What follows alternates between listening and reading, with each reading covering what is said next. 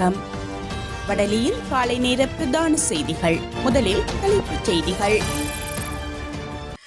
உலகளவில் பயங்கரவாத அச்சுறுத்தல் மிக குறைந்த நாடாக இலங்கை அறிவிப்பு. தெற்கின் பிள்ளைகளைப் போல வடகிழக்கின் பிள்ளைகளும் தரமான சமத்துவமான சிறப்பான கல்வியை பெறுவதை இவ்வாண்டிலிருந்தே உறுதிப்படுத்த வேண்டும் என துரைராசா ரவிகரன் வேண்டுகோள். வடமராட்சியில் 71 பயனாளிகளுக்கு மீன்பிடி வலைகள் கையளிப்பு. நடுக்கடலில் நேருக்கு நேர் மோதிய படகுகள். தொடர்வன விரிவான செய்திகள். உலகில் மிக குறைந்த பயங்கரவாத அச்சுறுத்தல்கள் உள்ள நாடுகளில் இலங்கையும் ஒன்றாக பெயரிடப்பட்டுள்ளதாக தெரிய வந்துள்ளது. 2024 ஆண்டில் உலகளாவிய பயங்கரவாதத்தின் தாக்கம் குறித்து நடத்தப்பட்ட பகுப்பாய்வுகளின் அடிப்படையில் 2025 ஆண்டுக்கான உலகளாவிய பயங்கரவாத குறியீட்டால் பட்டியல் ஒன்று வெளியிடப்பட்டுள்ளது. பொருளாதார மற்றும் அமைதிக்கான சர்வதேச நிறுவனத்தினால் பயங்கரவாதத்தின் தாக்குதல் அடிப்படையில் நாடுகளை தரவரிசைப்படுத்துதல் இந்த உலகளாவிய பயங்கரவாத குறியீட்டால் மேற்கொள்ளப்படுகின்றது. உலக மக்கள் தொகையில் 99.7% மக்களை உள்ளடக்கிய 163 நாடுகளுக்கு பயங்கரவாதத்தின் தாக்கத்தை பகுப்பாய்வு செய்து உலகளாவிய பயங்கரவாத குறியீடு வெளியிடப்பட்டுள்ளது. அதன்படி உலகில் அதிக பயங்கரவாத ஆபத்து உள்ள நாடாக புர்கினா பசோ முதலிடத்தில் உள்ளது. அதே நேரத்தில் பாகிஸ்தான் பட்டியலில் 2வது இடத்தில் உள்ளது. பயங்கரவாத அச்சுறுத்தல் அதிகமுள்ள நாடுகளில் சிரியா 3வது இடத்திலும். இந்த குறியீட்டின்படி பயங்கரவாத ஆபத்து மிகுந்த குறைந்த நாடாக உலகளாவிய பயங்கரவாத குறியீட்டில் இலங்கை 100வது இடத்தில் உள்ளது. 2023 ஆண்டில் இந்த குறியீட்டில் 36வது இடத்தில் இருந்த இலங்கை 64 இடங்கள் பின்தங்கி பயங்கரவாத அச்சுறுத்தல்களை குறைப்பதில் தெற்காசிய பிராந்தியத்தில் மிகவும் முன்னேறிய நாடாகவும் அறிவிக்கப்பட்டுள்ளது. தெற்காசிய பிராந்தியத்தில் கடந்த 5 ஆண்டுகளில் எந்தவொரு பயங்கரவாத தாக்குதல்களும் பதிவாகாத நாடுகளாக இலங்கை மற்றும் பூட்டான் பெயரிடப்பட்டுள்ள நிலையில் 2019 முதல் பயங்கரவாத அச்சுறுத்தல்கள் தொடர்ந்து குறைந்து வருவதாக குறித்த அறிக்கையில் ஊடாக சுட்டிக்காட்டப்பட்டுள்ளது. கல்விக்கான முதலீடு செல்வதல்ல, அதில் எதிர்காலத்திற்கான முதலீடு கல்விக்கான ஒதுக்கீடுகளை சமத்துவ அடிப்படையில் மேற்கொண்டு தெற்கின் பிள்ளைகளைப் போல வடகிழக்கின் பிள்ளைகளும் தரமான சமத்துவமான சிறப்பான கல்வியை பெறுவதை இவ்வாண்டிலிருந்தே உறுதிப்படுத்துமாறு இலங்கை தமிழரசு கட்சியின் யாழ் மாவட்ட பாராளுமன்ற உறுப்பினர் துரைராசா ரவிகரன் கல்வி அமைச்சரிடம் வலியுறுத்தியுள்ளார்.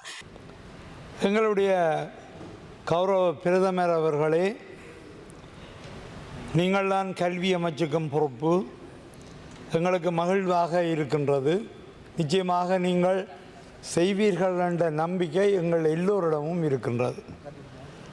கல்வியில் தரம், சமத்துவம் மற்றும் சிறந்து விளங்குதல் என்ற நோக்கிலே அரசின் இவ்வாண்டுக்கான வரவு செலவு திட்டத்தில் கல்விக்கான ஒதுக்கீடுகள் அமையப்பெற்றிருக்கின்றது. தேசிய அபிவிருத்திக்கான அடித்தளமே கல்வி என்ற வகையில் குறிப்பிடத்தக்க ஒதுக்கீடுகள் இம்முறை பாதீட்டிலே உள்ளடக்கப்பட்டமையை இந்த நேரத்தில் வரவேற்று கொண்டு கல்விக்கான ஒதுக்கீடு தீவளாவிய வகையில் சமத்துவ அடிப்படையில் பகிரப்படுவதை தயவு செய்து உறுதிப்படுத்துங்கள் என்று வன்னி மாவட்டத்தை சார்பாக்கும் பாராளுமன்ற உறுப்பினராக நான் கேட்டுக்கொள்கின்றேன். பாடசாலை உட்கட்டுமான மேம்பாட்டுக்காக 10,000 மில்லியன் ஒதுக்கப்பட்டிருப்பதை வரவேற்கின்றோம். போதுமானதற்ற கட்டிடங்கள், கட்டி முடிக்காத வகுப்பறை கட்டிடங்கள், நூலகங்கள், ஆய்வுக்கூடங்கள் இன்றி வன்னி பிராந்திய பாடசாலைகள் இன்னமும் இருப்பதை தங்களின் கவனத்துக்கு கொண்டு வருகின்றேன். வன்னியில் வாழும் எங்கள் பிள்ளைகள் போதுமான ஆசிரியர்கள் இன்றி, இணைய வசதியின்றி, முறையான வழிகாட்டல்கள் இன்றி பாடசாலை மட்டத்திலே மிகவும் இடர்படுகின்றார்கள். பாடசாலைகளில் நிலவும் இடைவிலகல்கள் இன்றளவும் வன்னி பிராந்தியத்திலே அபாய நிலையிலேயே காணப்படுவதை இப்பேரவையிலே முன்வைக்கின்றேன். இலங்கை தமிழரசு கட்சியின் யாழ்ப்பாண தொகுதி கிளையின் கூட்டம் நேற்று பிற்பகல் யாழ்ப்பாணத்தில் உள்ள கட்சியின் தலைமை செயலகத்தில் இடம்பெற்றது. இதன்போது யாழ் மாநகர சபை வேட்பாளர்கள் தொடர்பிலும் கலந்துரையாடப்பட்டுள்ளது. எதிர்வரும் உள்ளூராட்சி மன்ற தேர்தல்கள் சம்பந்தமாக இலங்கை தமிழரசு கட்சி வெவ்வேறு மாவட்டங்களிலே மாவட்ட கிளை கூட்டங்களும், யாழ்ப்பாணத்திலே பல தொகுதிகள் இருக்கிற காரணத்தினாலே நாங்கள் தொகுதி கிளை கூட்டங்களையும் நடத்தி வருகிறோம். மாவட்டமாக கூட ஒரு தடவை கூடியிருந்தோம்.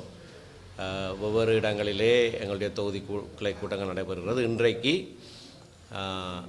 யாழ்ப்பாண தொகுதி கூட்டம் நடைபெற்றிருக்கிறது. யாழ் மாநகர சபை தேர்தலை எதிர்கொள்வதை பற்றின கலந்துரையாடல் நடைபெற்றிருக்கிறது. சென்ற வாரம் மாநகர சபை எல்லைக்குள்ளே வருகிற நல்லூர் தொகுதியைச் சேர்ந்த கூட்டமும் நடைபெற்றது. இதிலே எங்களுடைய வேட்பாளர்கள் என்ன விதமாக முன்னர் நாங்கள் நிறுத்தியிருந்த வேட்பாளர்கள் அதிலே இருவர் இப்பொழுது இல்லை, மரணித்திருக்கிறார்கள். வேறு இருவர் தாங்கள் தேர்தலில் நிற்கவில்லை என்று சொல்லியிருக்கிறார்கள். ஆகையினாலே அவர்கள் அந்த வேட்பாளர்களை பிரதியீடு செய்கிற விடயங்களை குறித்து இப்பொழுது ஆராய்ந்திருக்கிறோம். அதோடு இளைஞர்கள் கட்டாயமாக 25% நிறுத்தப்பட வேண்டும். ஆகவே 48 வேட்பாளர்களை பிரேரிக்கிற போது 12 வேட்பாளர்கள் 35 வயதுக்கு குறைந்தவர்களாக இருக்க வேண்டும். அதை குறித்தும் நாங்கள் இப்பொழுது ஆராய்ந்தோம். பெண் வேட்பாளர்கள் முதலாவது பட்டியலிலே 4 பேர் நிறுத்தப்பட வேண்டும். இரண்டாவது பட்டியலிலே 10 பேர் நிறுத்தப்பட வேண்டும். ஆகவே அதற்கான ஒழுங்குகளை தற்போது நாங்கள் செய்து வருகிறோம். விசேடமாக நாங்கள் சென்ற தடவை, அதாவது 2023 இறுதி செய்த வேட்பாளர் பட்டியலிலிருந்து செய்யப்பட வேண்டிய சில மாற்றங்களை பற்றி தான் நாங்கள் இப்பொழுது பேசியிருக்கிறோம். அவற்றை இன்னும் 2 நாட்களிலே அந்த பிரதியீடுகளை நாங்கள் உறுதி செய்து திரும்பவும் புதன்கிழமை சந்தித்து மாநகர சபை பட்டியலை இறுதி செய்வதென்று தீர்மானித்திருக்கிறோம். காப்போத சாதாரண தர பரீட்சை 2024க்கான தொடர்பில் நடத்தப்படும் அனைத்து மேலதிக வகுப்புகள், கருத்தரங்குகள், பயிற்சி வகுப்புகள், சமூக ஊடகங்கள் அல்லது பிற மின்னணு ஊடகங்கள் மூலம் உதவி வழங்குதலுக்கு இன்று நள்ளிரவு முதல் தடை செய்யப்படுவதாக பரீட்சைகள் திணைக்களம் அறிவித்துள்ளது. இந்த நிலையில் பரீட்சையுடன் தொடர்புடைய மேலதிக வகுப்புகள் இன்று நள்ளிரவுக்கு பின்பர் நடத்தப்பட்டால் போலீசாருக்கு தகவல் அளிக்குமாறும் கோரிக்கை விடுக்கப்பட்டுள்ளது. அதன்படி போலீஸ் தலைமையகம் 0112421111 என்ற போலீஸ் அவசர இலக்கத்திற்கு பாடசாலை பரீட்சை அமைப்புகள் மற்றும் பெறுபவர்கள் கிளைக்கும் அறிவித்து ஆகிய தொலைபேசி இலக்கங்களூடாக தெரிவிக்குமாறு போலீசார் கேட்டுக்கொண்டுள்ளனர். வடமராட்சி கிழக்கு உடத்துறை கடற்றொழிலாளர் சங்கத்தை சேர்ந்த 71 பயனாளிகளுக்கு நேற்று மீன்பிடி வலைகள் வழங்கி வைக்கப்பட்டன. 2024ஆம் ஆண்டுக்கான பாராளுமன்ற உறுப்பினர்களுக்கான ஒதுக்கீட்டில் பாராளுமன்ற உறுப்பினர் செல்வம் அடைக்கலநாதன் நிதியிலிருந்து உடுத்துறை கடற்றொழிலாளர் கூட்டுறவு சங்கத்தை சேர்ந்த 71 பயனாளிகளுக்கு 8,50,000 ரூபாய் ஒதுக்கப்பட்டிருந்தது. குறித்த நிதி ஒதுக்கீட்டிலிருந்து வடமராட்சி கிழக்கு பிரதேச செயலகம் ஊடாக மீன்பிடி வலைகள் கொள்வனவு செய்யப்பட்டு கடந்த 8ஆம் தேதி பயனாளிகளிடம் வழங்குவதற்கான நடவடிக்கை மேற்கொள்ளப்பட்ட போது பயனாளிகளால் விலைகள் தரமற்றவை என கூறி நிராகரிக்கப்பட்டது. பயனாளிகளின் கோரிக்கையை அடுத்து யாழ்ப்பாணம் நீரியல் வள திணைக்கள அதிகாரிகளாலும் பிரதேச செயலகத்தால் கொடுக்கப்பட்ட விலைகள் தரமற்றவை என உறுதிப்படுத்தப்பட்டு அறிக்கை சமர்ப்பிக்கப்பட்டது. ஊடகங்களிலும் இது தொடர்பான செய்திகள் தொடர்ச்சியாக வெளிவந்த நிலையில் தாம் கொடுத்த தரமற்ற விலைகளை மீளப் பெற்று தரம் கொண்ட 71 பயனாளிகளுக்குமான விலைகளை பிரதேச செயலகம் சில நாட்களுக்கு முன்பு கையளித்தது. பிரதேச செயலகம் கையளித்த தரம் கொண்ட விலைகள் நேற்று உடுத்துறை கடற்றொழிலாளர் கூட்டுறவு சங்கத்தில் வைத்து 71 பயனாளிகளுக்கு வழங்கி வைக்கப்பட்டது. முன்னாள் வடக்கு மாகாண சபை உறுப்பினர் சபா குகதாஸ் கலந்து கொண்டு குறித்த விலைகளை பயனாளிகளிடம் வழங்கி வைத்தார். பாடசாலை விடுமுறை மற்றும் சிவனொளி பாதமலை யாத்திரை காலத்தினை முன்னிட்டு விசேட ரயில் சேவையினை முன்னெடுப்பதற்கு ரயில்வே திணைக்களம் நடவடிக்கை எடுத்துள்ளது. கொழும்பு கோட்டையிலிருந்தும் பதுளை வரையிலும், கொழும்பு கோட்டையிலிருந்து காங்கேசந்துறை வரையிலும் விசேட ரயில் சேவை முன்னெடுக்கப்படவுள்ளதாக ரயில்வே திணைக்களம் தெரிவித்துள்ளது. இதன்படி முதலாவது ரயில் எதிர்வரும் 12, 14, 16, 21, 23, 28 மற்றும் 31ஆம் திகதிகளில் இரவு 7 7:30 கொழும்பு கோட்டையிலிருந்து பதுளை நோக்கி பயணிக்க உள்ளது. இரண்டாவது ரயில் குறித்த தினங்களில் மாலை 5:20 பதுளையிலிருந்து கொழும்பு கோட்டை நோக்கி பயணிக்க உள்ளது. மூன்றாவது ரயில் எதிர்வரும் 13ஆம் திகதி முதல் 31ஆம் திகதி வரை நாளாந்தம் காலை 5:30 கொழும்பு கோட்டையிலிருந்து காங்கேசன்துறைக்கும், நான்காவது ரயில் குறித்த தினத்தில் பிற்பகல் 1:50 காங்கேசன்துறையிலிருந்து கொழும்பு கோட்டைக்கும் சேவையினை முன்னெடுக்க உள்ளதாக அறிவிக்கப்பட்டுள்ளது. இங்கிலாந்தின் நடுக்கடலில் அமெரிக்க எண்ணெய் கப்பலும் போர்த்துகல் சரக்கு கப்பலும் மோதியதில் தீப்பிடித்த சம்பவம் இடம்பெற்றுள்ளது. இந்த சம்பவம் நேற்று பிற்பகல் நடைபெற்றுள்ளது. நடுக்கடலில் அமெரிக்க எண்ணெய் கப்பலின் பக்கவாட்டில் போர்த்துகல் சரக்கு கப்பல் மோதியதில் அமெரிக்க எண்ணெய் கப்பல் தீப்பிடித்து எரிந்துள்ளது. இதனால் அப்பகுதியில் பெரும் பரபரப்பு ஏற்பட்டுள்ளது. இந்த நிலையில் தீயை அணைப்பதற்குரிய மீட்பு பணிகள் தீவிரமாக நடைபெற்று வருகின்றமையும் குறிப்பிடத்தக்கது.